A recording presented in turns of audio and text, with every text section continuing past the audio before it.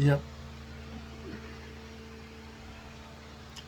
I'm gonna do a quick video and say, oh, the trouble since 2015.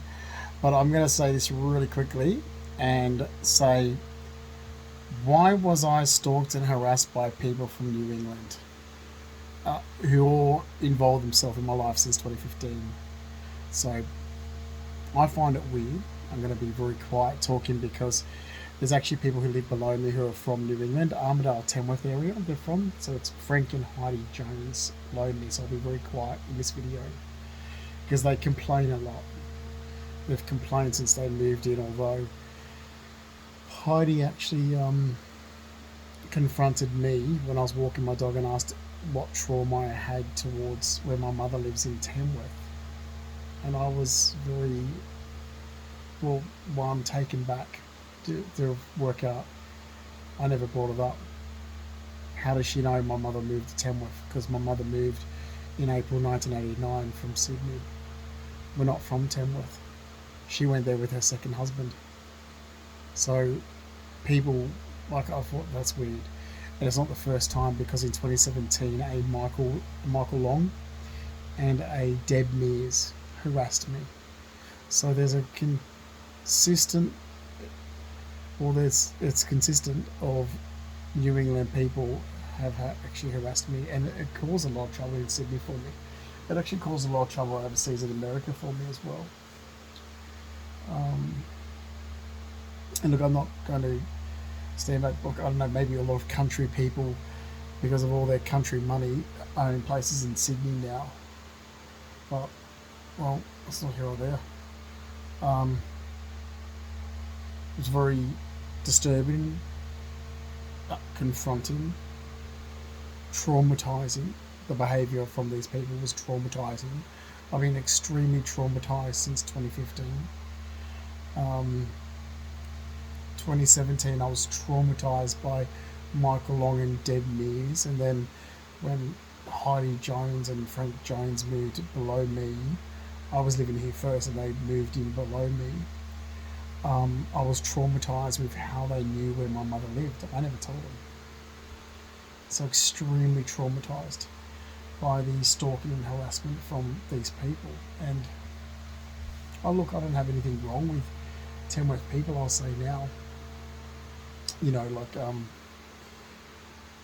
I'm not from there. My mother moved there with her second husband, so I keep my distance. So I find it to be very it's put me under duress. It's caused me to react. It's been very disruptive to my life, and oh, look, it's extremely it is extremely traumatizing, especially when my mother's second husband lived there, and so does his children, and so did his son from his first marriage moved there during a period of time. And the behaviour of my mother's second husband and his children is just a behaviour that you don't want to be affiliated with. So, of course, it is due to the narcissistic behaviour towards me for 9 years. There's been confidentiality laws broken, privacy laws broken, prying laws broken. I have been put under duress. It has caused me pain and suffering.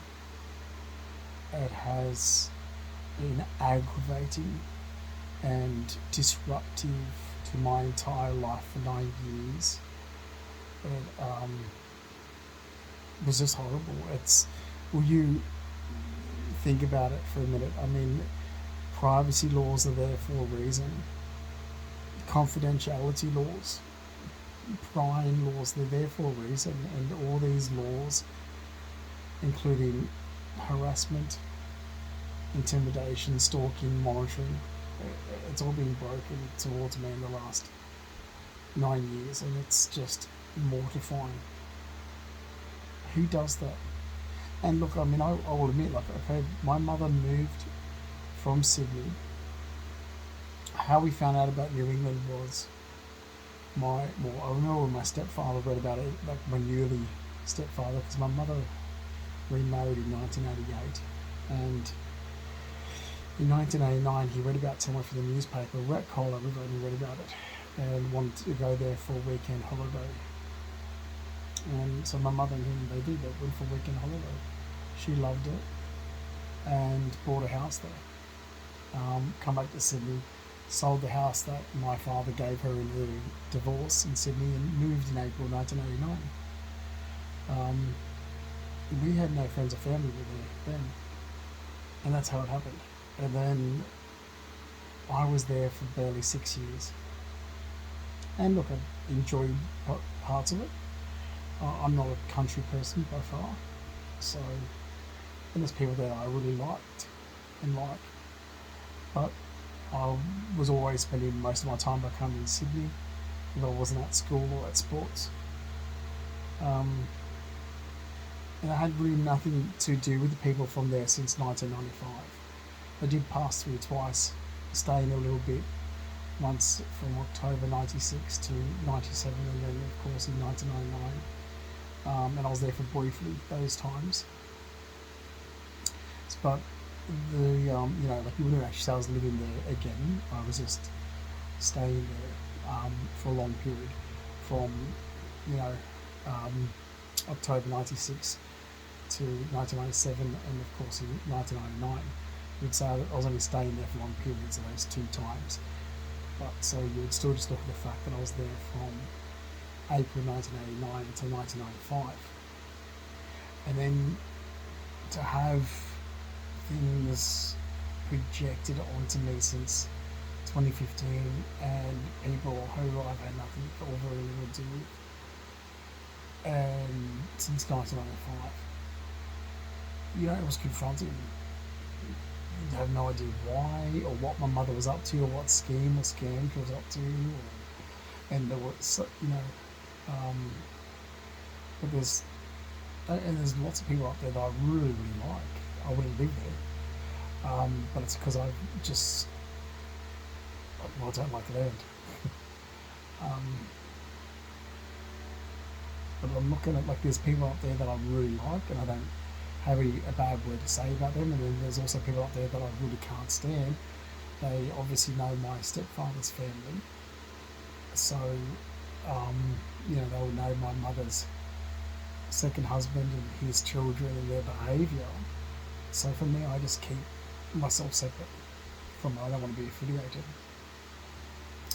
Um, so look, and Michael Long was definitely somebody in 2017 who obviously knew the behaviour of Shane Childs or Christy Childs, because it seemed that way as well.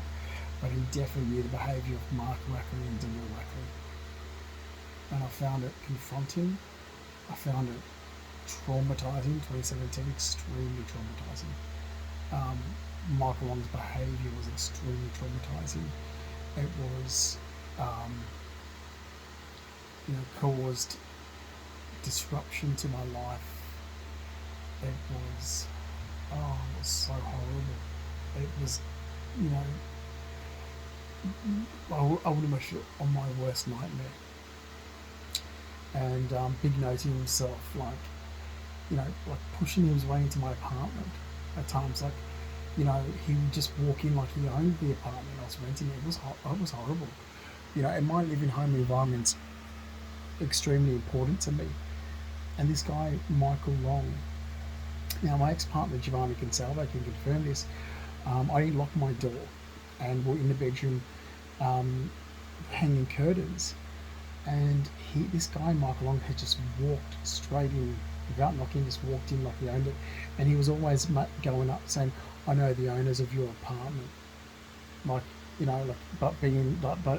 doing it in a very aggressive, controlling, empowering way. It was horrible, putting me under duress. Michael Long put me under duress. It was horrible.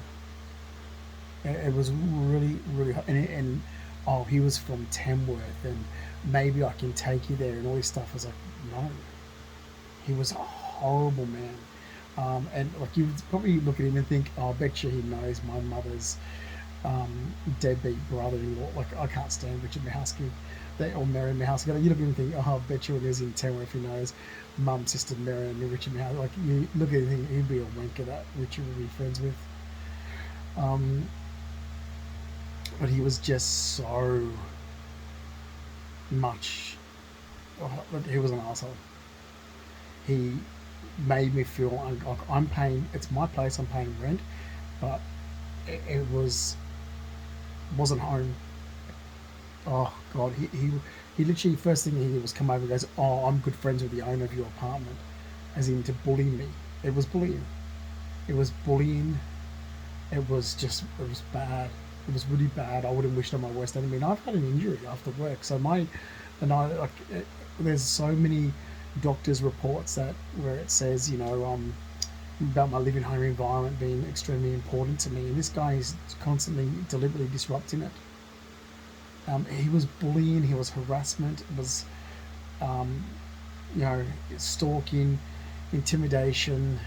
You know, there was privacy invasion. It was prying. Put me under duress. There's pain and suffering. I haven't recovered. I still haven't recovered. Just a horrible, horrible creature of a man, and so is his friend Dead Mears. Just horrible, horrible creatures of people. Dead Mears is from Marius Street in Tamworth. Horrible. Oh, what I've just had done towards me in the last 9 years, and it's all came from New England area, is just horrible. So if there wasn't any trauma into the area before then, but these people have made themselves just look, in my eyes, to be the most horrible assholes of entitled bullying people that I have ever met in my entire life in the last 9 years since 2015. I mean, they've just, yeah, it's hurtful, it's traumatizing since 2015. It is, there's been defamation of character, discrimination, slander, harassment, intimidation, privacy invasion, confidentiality laws broken, prying laws broken. It's caused me damage, it's caused me duress, it's caused me pain and suffering. And I'm looking at these people going, well, where's the legal system making them accountable for what they've done towards me in the last 9 years? It's against human rights, it's against civil rights, it's not. Just horrible, horrible people.